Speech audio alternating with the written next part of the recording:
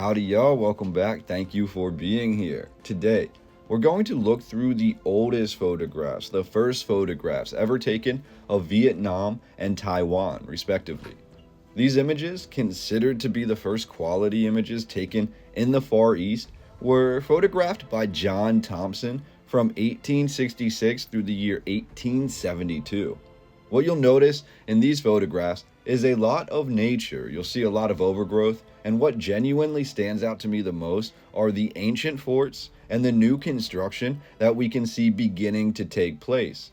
All of this is set over the backdrop of a pretty intense jungle, meaning to take and develop these photographs was quite a complicated endeavor. John Thomson was born in Edinburgh, Scotland, and if you haven't, after this, check out my video on the architecture of Edinburgh available on my channel. Now, Thompson was born in the year 1837, and after completing schooling by the mid-1850s, Thompson then took an apprenticeship for a local scientific instrument manufacturer, who would go on to teach Thompson the intricacies of photography. By the year 1861, Thompson became a member of the honored Royal Scottish Society of Arts. However, just the following year, 1862, Thompson then joined his brother William, leaving Scotland for a 10-year excursion into the Far East. By 1863, Thompson had obtained and began operating a photography studio in Singapore, in part due to the high demand for photographs of souvenirs, as requested by European travelers to the Far East. In 1866, Thompson's travels had finally brought him to Ho Chi Minh City, then known as Saigon, in modern-day Vietnam. Thompson is considered to be a pioneering voice for the documenting and preservation of Far Eastern structures, lecturing throughout Europe when he returned in early 1867.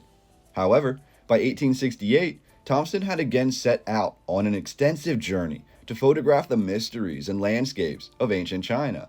Landing on the island of Taiwan in 1871, Thompson was said to be the first to take photographs of this location, documenting both ancient ruins and the indigenous people of China for the first time.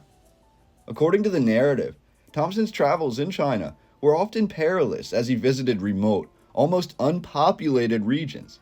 Most of the people he encountered had never seen a European or even a camera before.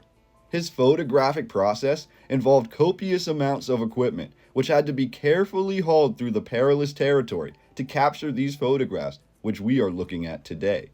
Other photographers at the time simply were not willing to do this. It is because of Thompson, according to the mainstream, that Europeans gained a true appreciation of the Far East through this photography, and for that reason, I felt it imperative to share these first photographs of Vietnam and Taiwan with you today.